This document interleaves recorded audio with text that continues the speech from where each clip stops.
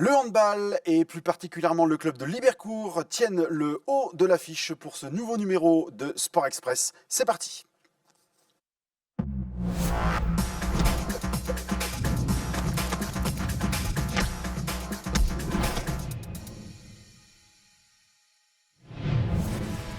Salut à toutes et à tous, ravi de vous retrouver sur ILTV pour un nouveau numéro de Sport Express. Cette semaine, comme je vous le disais en introduction, en plus des principaux résultats du dernier week-end, gros plan sur le club de Libercourt, du handball, du Libercourt Handball Club, je vais y arriver, qui est en tête de son championnat d'honneur. Pour en parler, j'accueille tout d'abord Aurélien Kasmarek, président et joueur du LHC. Aurélien, bonjour. Bonjour.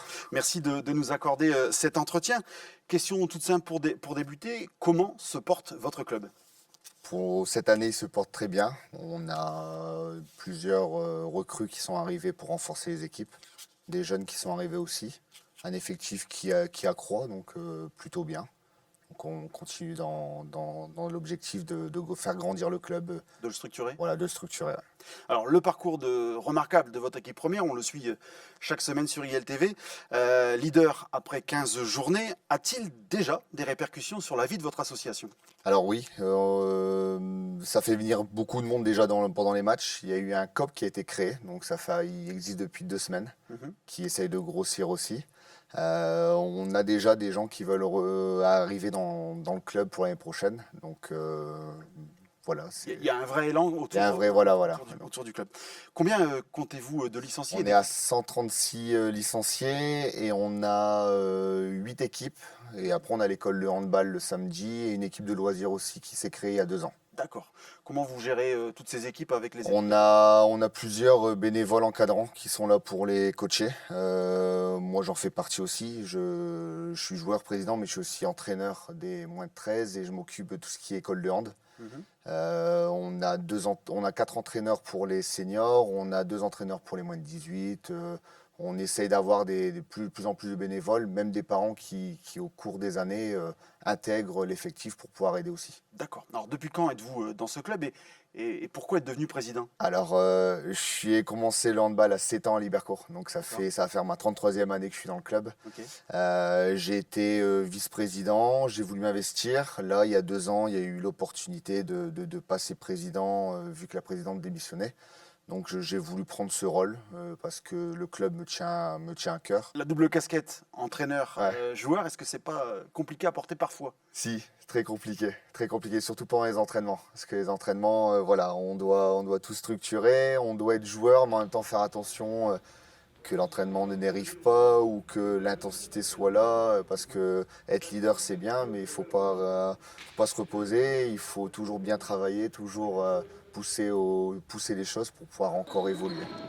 Outre la montée de l'équipe première, quels sont les autres projets du club à court et moyen terme ? Donc monter aussi la 2e équipe qui est en bonne voie, donc on croise aussi les doigts pour eux.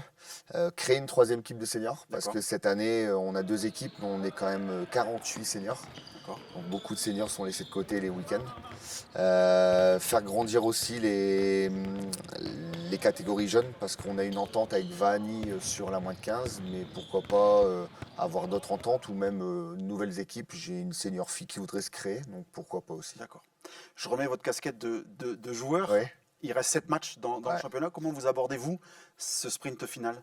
Moi, je continue à travailler, à essayer de m'améliorer de jour en jour. Je prends chaque match comme une finale. Voilà, je me dis que c'est le match-là qui fera qu'on sera champion de région. Donc voilà, je le travaille comme ça, match après match. Comment vous sentez le groupe ? Assez soudé. C'est un travail qui a été fait depuis 2 ans. Voilà, on commence à vraiment bien se comprendre. On travaille depuis des années sur ça. On joue ensemble depuis des années pour certains. Et les nouveaux qui ont intégré, s'intègrent super bien. Et on est dans un super projet ensemble, donc tout va bien. Très bien. Merci beaucoup Aurélien. On continuera de parler du handball et de Libercourt juste après la première partie de notre tour d'horizon des principaux résultats. Et cette première partie est consacrée au football. En Régional 1 féminine, Hénin Beaumont renoue avec la victoire contre Villeneuve d'Ascq, 1-0, un succès fort attendu qui ne fait pas gagner de place au FCF, mais qui l'éloigne mathématiquement des 2 dernières places. Chez les garçons, Montigny a subi la 10e défaite de sa saison en Régional 1, une sévère déconvenue 7-2 pour le FCM qui a profité des sanctions administratives infligées à ses concurrents directs pour monter en 10e position et qui se rendra chez le second Stanford dimanche prochain. En Régional 3, Courcelles maintient le rythme et s'impose à Marquette pour rester en tête du groupe D.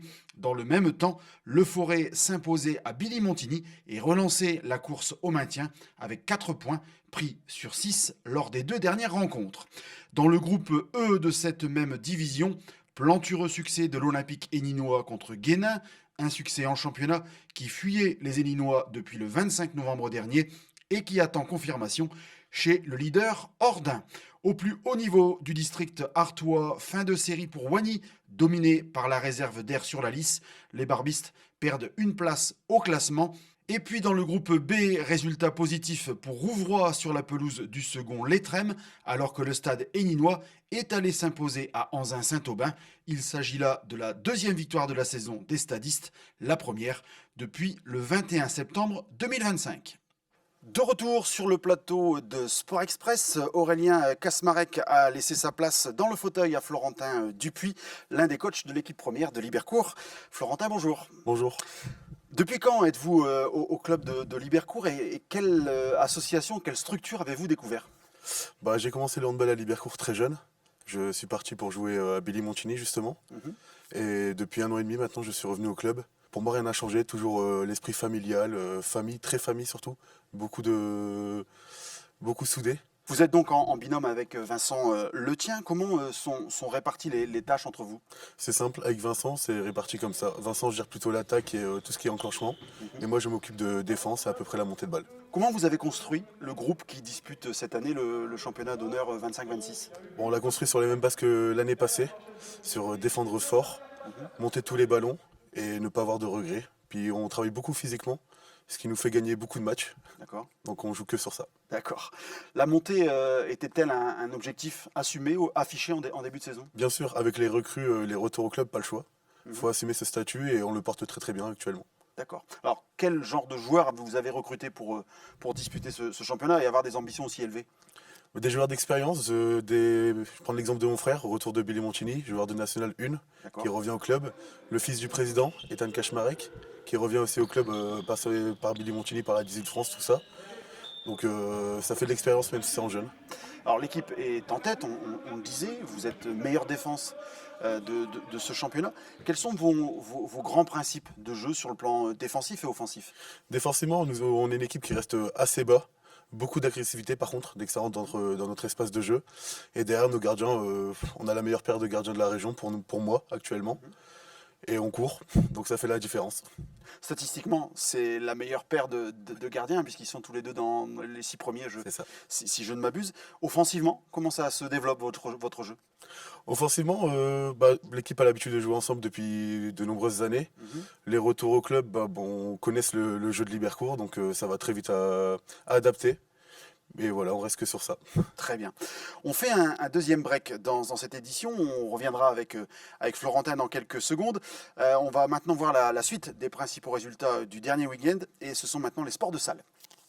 En basket, 2e défaite de rang pour Dourges en National 2. Les hommes d'Emmanuel Infray ont perdu 75-83 chez le 12e et laissent filer Souffelweiersheim et Rueil-Malmaison en tête du championnat.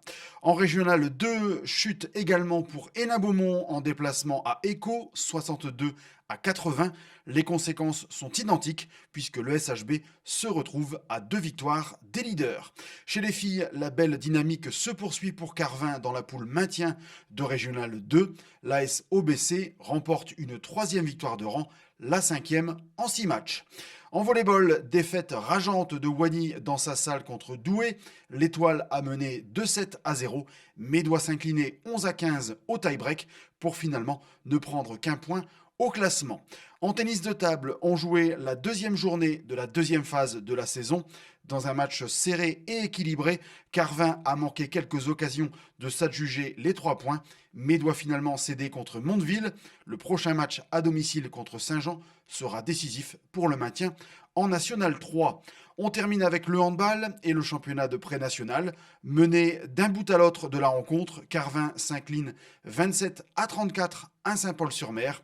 À noter les 8 buts d'Amaury Fromentin pour la SHB.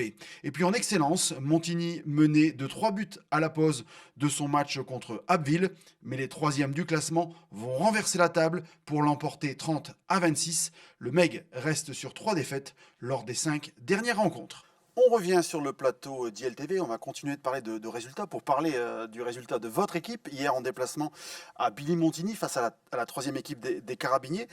Vous étiez seul aux commandes de l'équipe hier et vous gagnez donc 28-27 dans un match très serré. Comment s'est-il passé ce match ? Ce match s'est passé avec beaucoup d'engagement dès le début du match. On commence mal le match. On défend très bien, mais malheureusement devant le but on n'arrive pas à finir ou on perd des ballons. On prend énormément de sanctions par contre, c'est ça qui nous fait mal. Mais derrière, l'équipe reste soudée, peu importe ce qui se passe, et ça fait la différence. On savait que ça allait être un match compliqué, et malheureusement, c'est bête à dire, mais des moments, il faut gagner les matchs où on ne joue pas très bien. Alors au classement, le réalisateur va nous montrer le classement actuel de ce championnat honneur. Vous avez 2 points d'avance sur Douai et 4 sur Valenciennes. Comment vous abordez le sprint final ? Le sprint final, pour moi, je l'aborde, et c'est pareil pour l'équipe, on l'aborde tous de la même manière. On reste comme le début de saison, match après match, on voit ce qui se passe. On sait très bien qu'on est premier, tout le monde va vouloir nous battre, mais on reste focus sur notre objectif. Est-ce que la rencontre à Douai le 3 mai prochain peut-elle être la finale du championnat ? Oui, mais non, parce que pour moi, chaque match est une finale. On peut aller battre à Douai, mais si on perd avant, cette victoire ne sert à rien. Donc pour moi, chaque match est une finale. Très bien. Florentin, merci beaucoup d'avoir été sur ce plateau. On vous souhaite le meilleur pour la fin. Et puis, on continuera à vous suivre sur ILTV. Merci beaucoup. Merci beaucoup.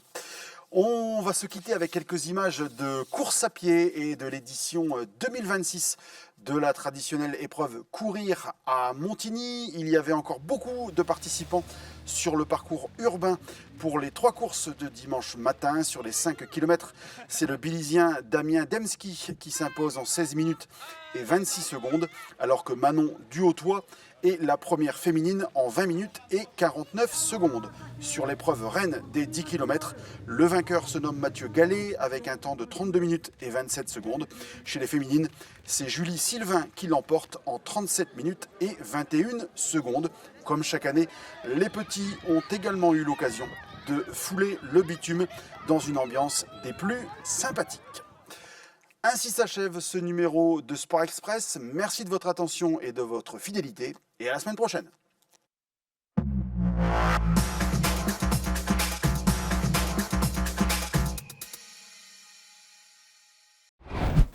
Sport Express, votre magazine sportif, tous les mardis à 11h30 sur ILTV.